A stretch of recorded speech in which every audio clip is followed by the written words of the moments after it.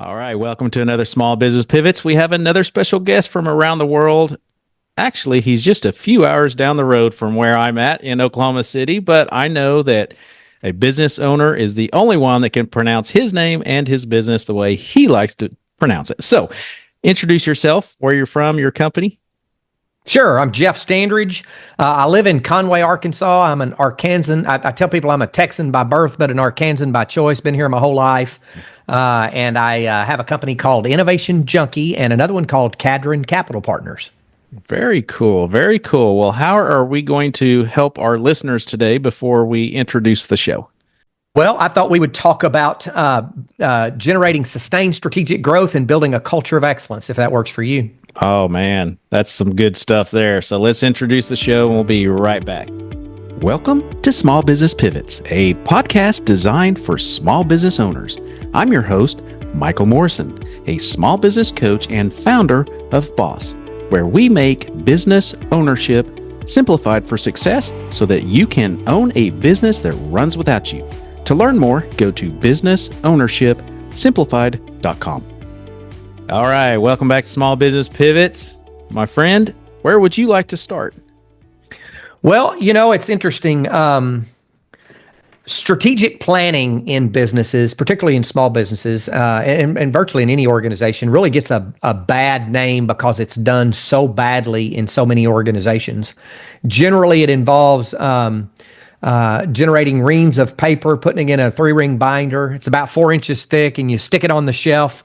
You forget about it for about 11 and a half months, and 2 weeks before the end of the year, you pull it out and say, let's see how we did. Yeah. And having done that a number of times across various nonprofit, for-profit, and actually publicly traded companies, we decided that we were going to put a little more focus on how do you get down to the really nuts and bolts of what is it that drives sustained strategic growth in organizations, from small businesses up to the mid-size market, which is really where we spend the vast majority of our time, is in that small to mid-size business.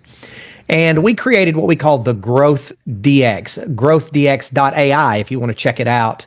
And it is a strategic growth diagnostic that allows small business owners and their leadership teams, if they have them, to assess the company against 75 different best practices across 7 different diagnostic domains. Revenue velocity, which is basically sales, marketing, and messaging. Organizational effectiveness, which is, do you have a plan to grow? Operational effectiveness really assesses your ability to have repeatable processes and to deliver consistently for your customers. Leadership effectiveness, we're going to talk more about that in a couple of moments. Innovation readiness, which is the degree to which you really are focused on disrupting the status quo and constantly making things better.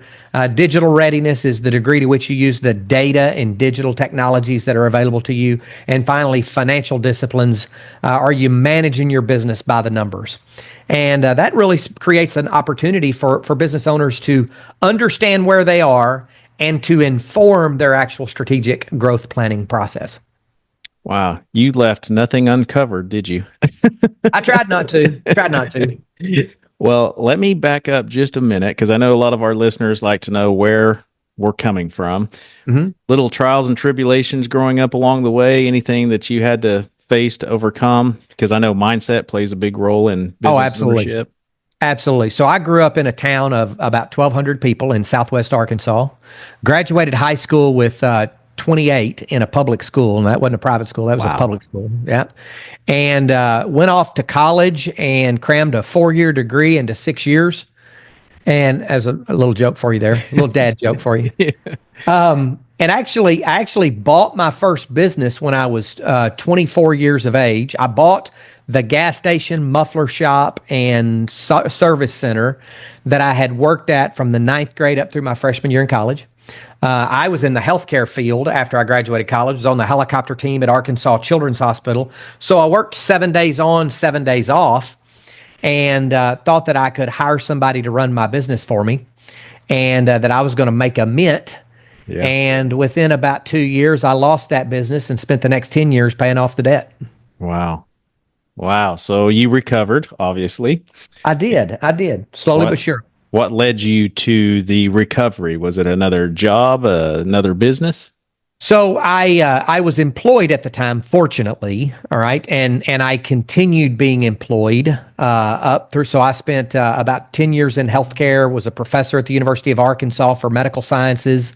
Ended up getting a doctorate in leadership and organizational behavior, and that led me to a publicly traded company called Axiom Corporation, where I spent about almost 20 years there. I ran mergers and acquisitions for them. I also ran global operations where I bought and managed businesses in multiple countries on 5 continents. And that's really where I got my experience. And I began to look back on what all I'd done wrong. First of all, nobody will run your business like you run your business. Right. And probably when I bought that business, I didn't even really know how to read a financial statement or an income statement.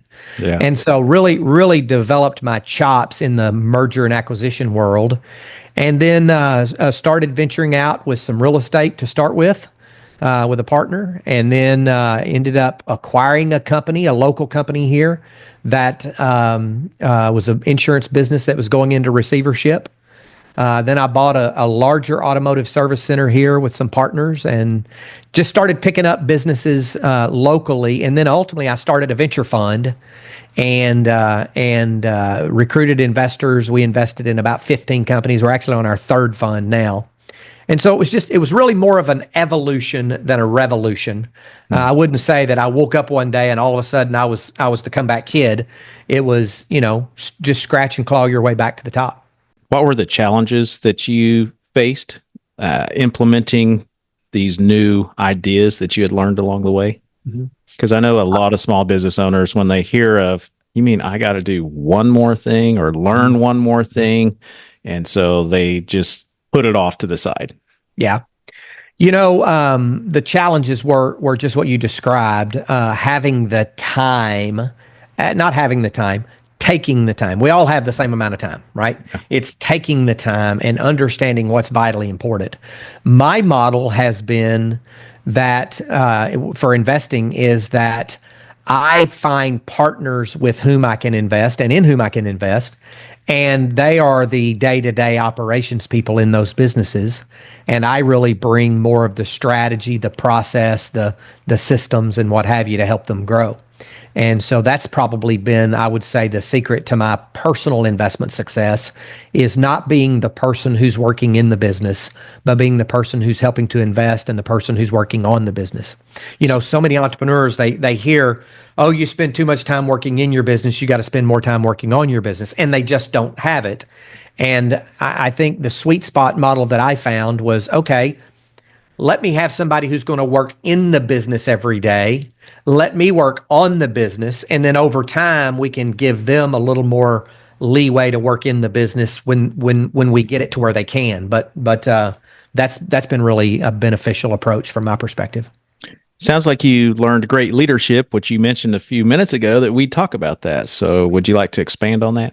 Sure. So my first leadership introduction was really more academic than anything else. I was teaching in a respiratory therapy program at the University of Arkansas for medical sciences, and we had a bunch of respiratory therapists, radiologic technologists, medical technologists, and other healthcare professions where students were graduating and they were going out into the far reaches of Arkansas and becoming shift supervisors, department directors, hospital administrators, yet they had zero preparation to do so or to be so.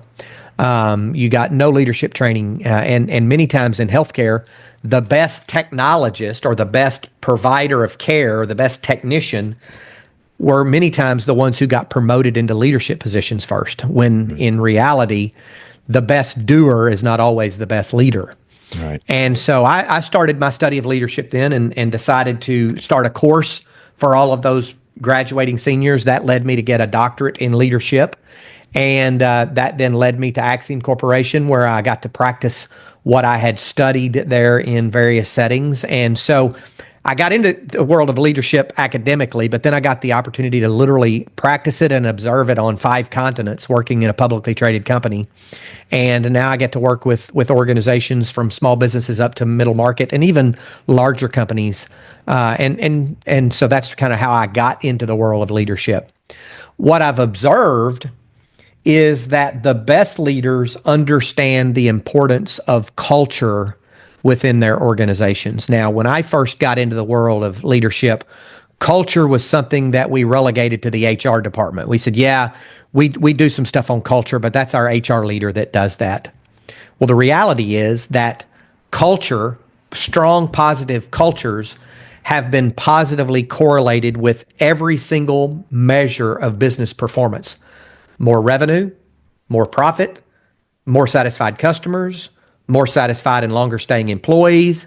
Weak cultures have been positively correlated with more turnover, less profit, just the opposite of all those things. More absenteeism, more failures, more errors, et cetera. So the word culture and the practice of culture building has moved over the years, maybe the last 2 decades, from being something that leaders relegated to the HR department to something that leaders who know what they're doing recognize that they have to be actively involved in it as well. I love that because we had a podcast guest on probably a year ago, and he mentioned that that's great and grand to have your culture statement, mission statement, but it's a moving target. It's an experience and not a bunch of words. And so somebody's got to lead that. And so we don't often have very many guests on our podcast that actually say that leadership is probably the number one thing that you should focus on. Is that fair to say that you're sharing? Absolutely. Completely so. You know, when I ask people what's culture, they say, well, it's our core values. It's our mission, vision, and our core values. And I say, well, that's the way you put it on paper a lot of times. But in reality, culture is every single thing about a business. It's your core values. It's your unwritten behaviors and norms. It's how you treat people. It's how you approach your work. It's how you approach decision making. It's how you feel. I've said before, if you want to get a real understanding of what the culture of your workplace is, then pay real close attention to how you feel on a Sunday night or a Monday morning when you're getting ready to go to work. And then pay close attention to how you feel on a Friday when it's time to go home. And that will point to kind of whether your culture is a strong positive culture or it is a weak negative culture. Yeah. But every organization has a culture. Absolutely. What are some tips that a new business owner could start implementing to get acclimated to building that culture? So in our practice of working with companies, taking them through the growth diagnostic and helping them build strategic growth plans and implement systems around delivering those plans, we actually started paying attention to what are the cultural components or the elements of culture in organizations that seem to perform consistently well. And so we've called it the culture of excellence. And there are really 6 elements that are components of that culture of excellence. The first one starts with strong leadership. So leaders who are committed to articulating and living by a set of core values, who are committed to modeling the way they want other people to behave, who recognize that as a leader, you eat last and you put everybody else in line in front of you.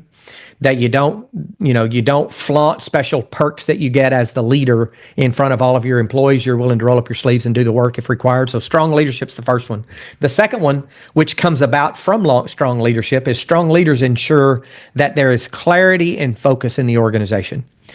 They know where they're going as an organization. They know how they're going to get there. They have charted the course to do that. And they also ensure that individual employees understand how they contribute to the common good or to where that organization's going. The third element is engaged and committed teammates. So they hire people that fit the culture and they fire people that don't. And that's how they keep people committed. They have empowering communication, which is the fourth element. The word empower literally means to make someone stronger and more confident in dealing with the circumstances they're facing.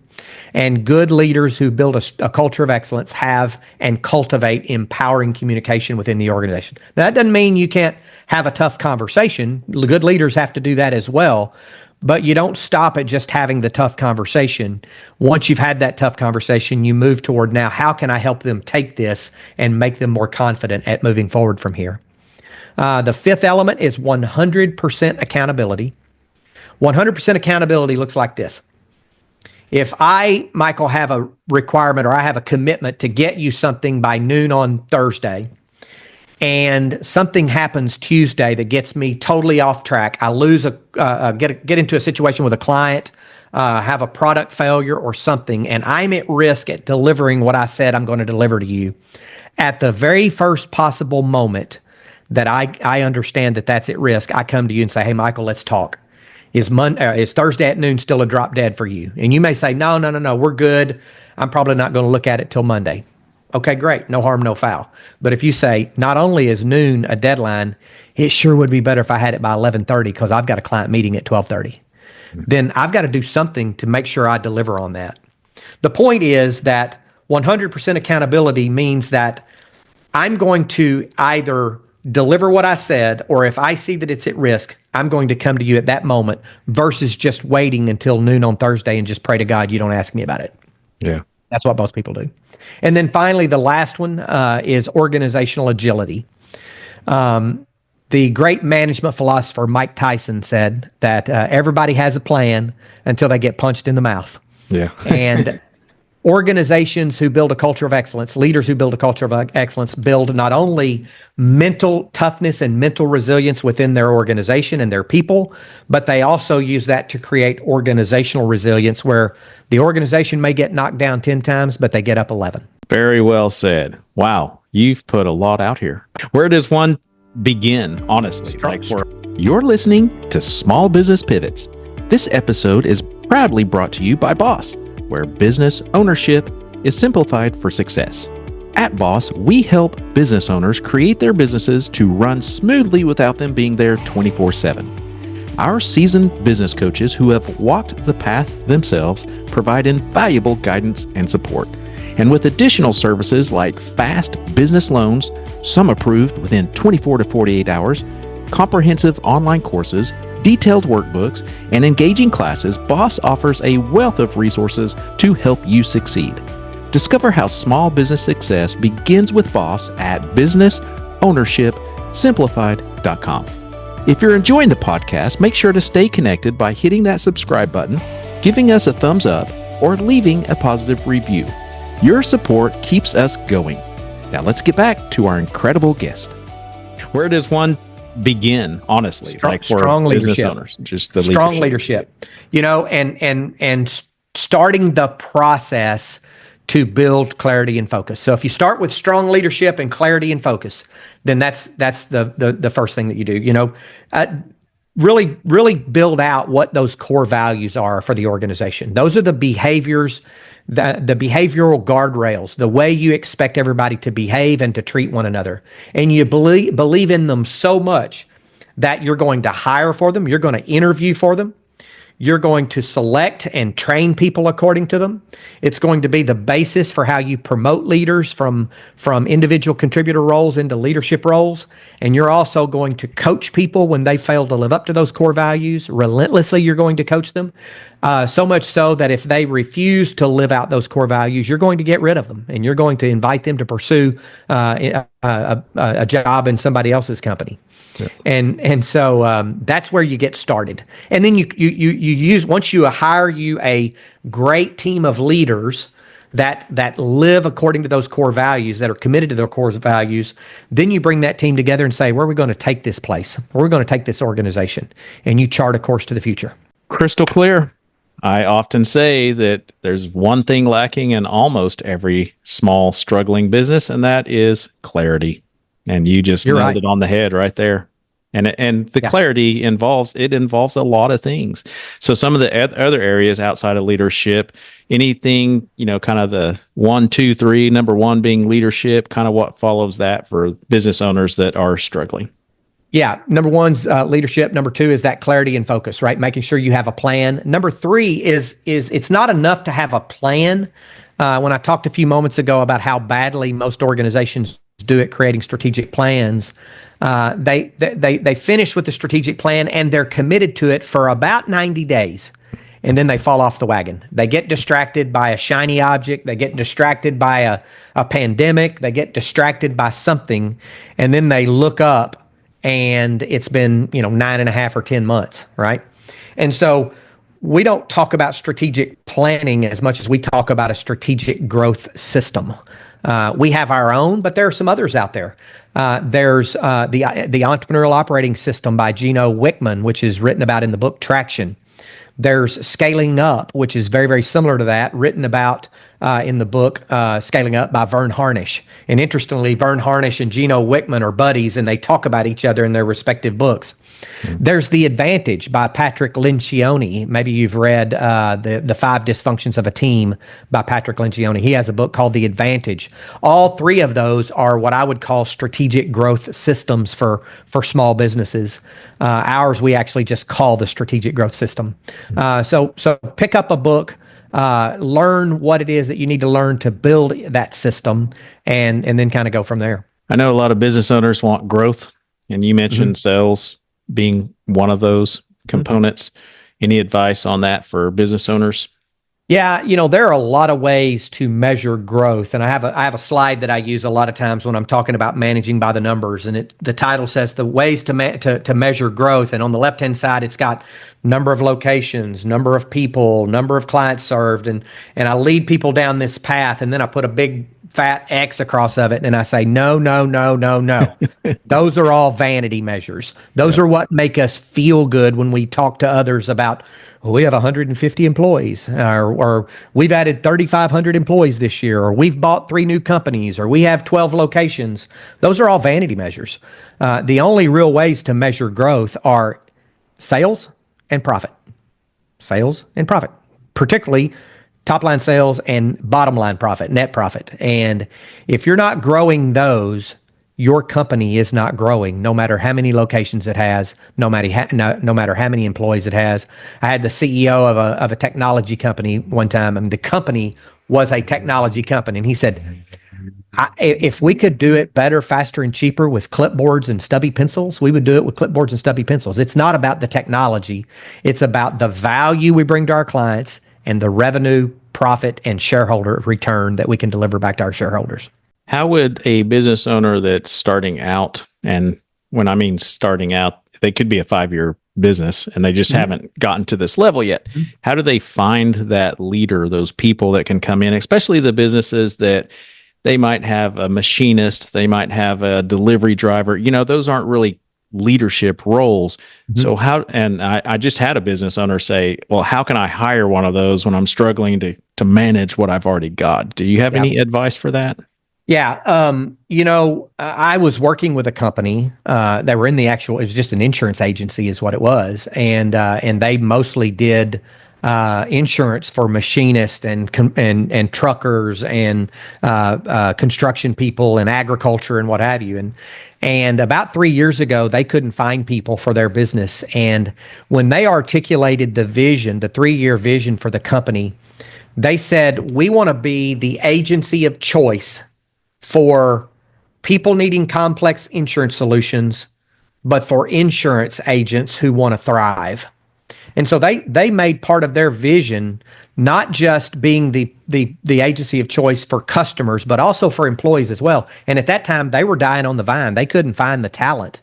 So they started implementing a variety of things to improve the workplace there. They got a new location that was kind of spiffed up.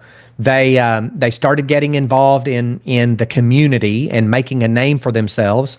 They started hosting the community at their location for bago tournaments and other kinds of things, and they really did a good job of articulating the kind of work environment that they wanted to create. And over about an 18-month period, we watched that switch kind of flip, and they started having people coming to them saying, I want to go to work for you guys. I love what you're doing, and I want to work for you. And they were top performing people. And they now have all of their locations or all of their positions filled. And they usually have 1 or 2 people that are kind of waiting in the wings that they've said, all right, you know what? They've vetted them against the culture. They've vetted them against their skills and capabilities. And they said, we want you to come to work here. We don't have a position right at the moment. So if you can just hang where you are for a few months, we're a growing organization and we feel like we'll have something within the next several months. So would you just let me know if you get a job offer somewhere else? and we may have to move it up, but just hang with us here for a few weeks or a few months. What would you say advice for those that are looking to vet those people to fit their culture? Because there are so many people that just need a job and they'll fib their way through it. And so I'm asked that a lot. Yep.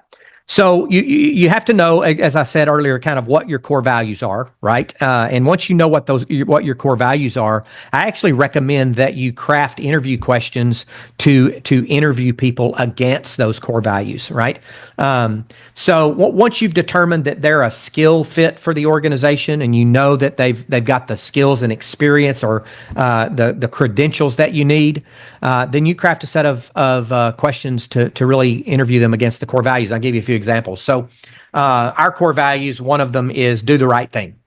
That's our very first core value, do the right thing. And so we have a question that we interview people around that says, tell me about a situation with a previous employer where you really felt like you were being pushed to do something that not only did you not agree with it, you didn't feel like it was the right thing to do. Tell us what the situation was. Tell us how you handle it.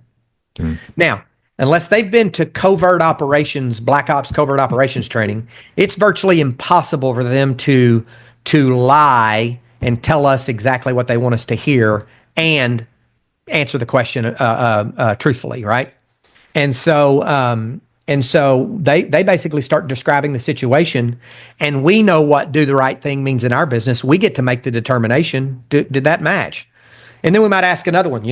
We have one that's called never trade results for excuses, right? Tell me about a time when you failed to deliver what was expected of you. You were given a task, you were told to deliver it by this date, and you didn't make it. You didn't get there. What happened? What was the situation, and why? And they start pointing the finger at everybody else in that interview, then it's probably not somebody we want working for us. If they say, you know what, I approached it wrong, I went in thinking this, I didn't see the signs, and I let it get away from me. Hey, that's honest. That's great, right? That's also about doing the right thing. So we have questions that tie to each of our 5 or 6 core values that help us to assess how they actually perform relative to those core values in specific situations that they found themselves in. Because, generally when you ask, tell me about your greatest weakness, they say, oh, I work too much. Yeah. Oh, I'm kind of a workaholic, Yeah. Yeah, they know what you're asking. Exactly. And that's completely unuseful, right? And so that's what I recommend that leaders do.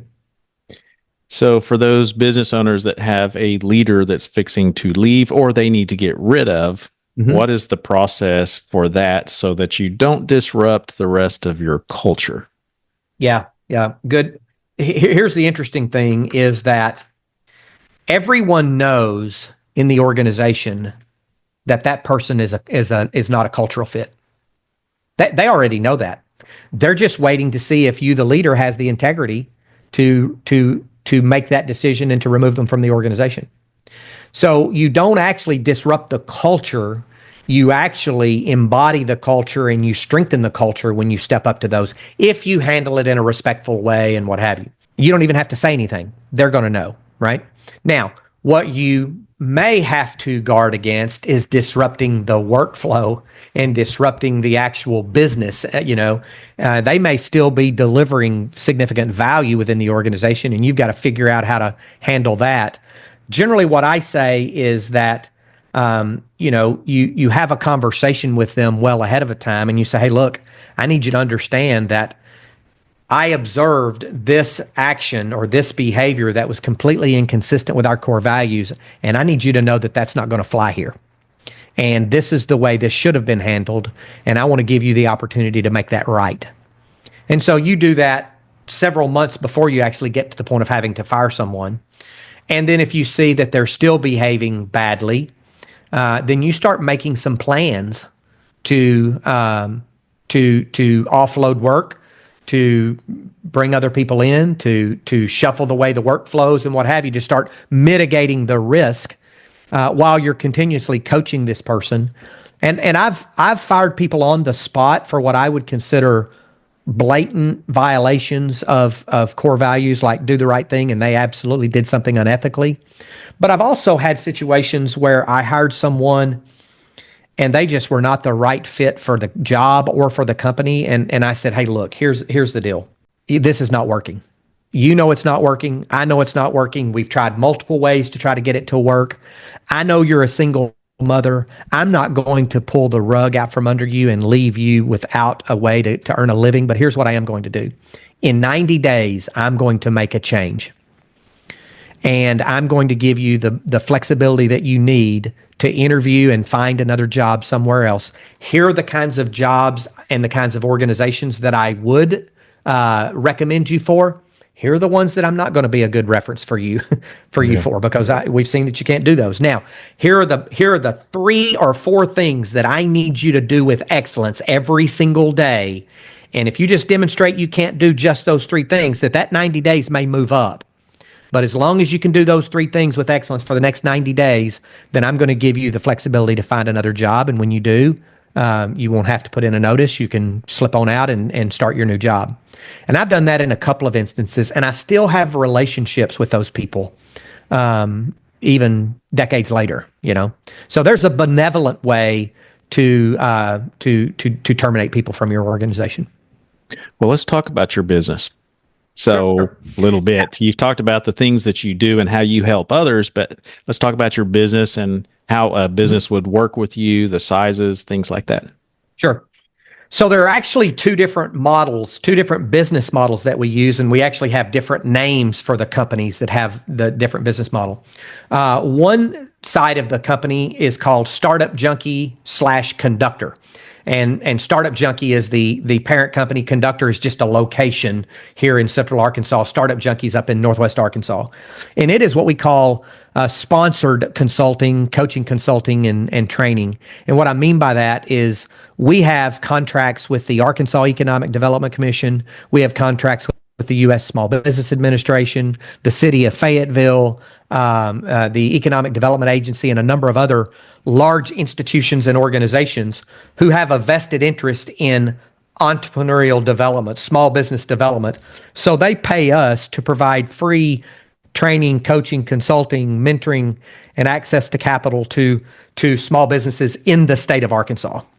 So that's where a lot of our business, and we have a team of about 33 people who are between our different locations actually doing that work. We started having a number of larger companies that are probably $5 million of annual revenue up to $500 million of annual revenue. And they would coming to us saying, look, we need the same kinds of services that you provide to these small businesses, but we know we don't qualify for the free services. We'll pay you for it. So we created a sister company called Innovation Junkie. And it's a billable consulting firm. And it's usually, like I said, companies that are $5 million to $500 million, usually in that $25 to $20 million range is a pretty big sweet spot for us. And so we do innovation work with them. We help them really think about how to disrupt the status quo, either in their markets or in their companies, and create new ways of doing things. We do strategic growth planning and use our strategic growth diagnostic with them. Many times that leads us to doing work with their executive teams around leadership and building a culture of excellence. And that's how we work with them. Usually it's a 12-month engagement when we work with them, and we help them install our strategic growth system and all the other stuff that goes along with that.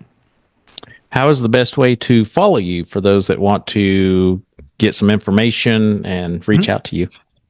So if they want to reach out to me, I'm very active on LinkedIn, and that's Jeff Standridge, as Stand on a Ridge, Jeff Standridge at LinkedIn. They can also find me at jeffstandridge.com, innovationjunkie.com, and jeffs@innovationjunkie.com is my direct email. If you were in a room full of small business owners of all different sizes, what is one piece of advice that you think would be applicable to all of them? Failure's only failure if you quit. Otherwise, it's just feedback, right? That's it. Recognizing that we all have setbacks. We all have failures that could be failures, but they're only failures if we stop. If we keep going and we adapt our approach and we adapt our style and we adapt our direction based upon what we learn from that feedback, then that's all that failure is. It's just an opportunity to begin again, but more intelligently the next time. Very well said. Well, you've been a wealth of information and a blessing to many. I appreciate your time, and so do our listeners. Thank you, Michael. It's been a pleasure and an honor to be with you, and I'd love to interact with any of your listeners that want to reach out. Yeah, please reach out to Jeff. You will be amazed. Thank you. Thank you for listening to Small Business Pivots. Please don't forget to subscribe and share this podcast. If your business is stuck, you need help creating a business that can run without you, or you need a fast business loan or line of credit, go to our website, businessownershipsimplified.com, and schedule a free consultation to learn why small business success starts with BOSS. If you want to talk anything small business related, email me at michael@michaeldmorrison.com. We'll see you next time on Small Business Pivots.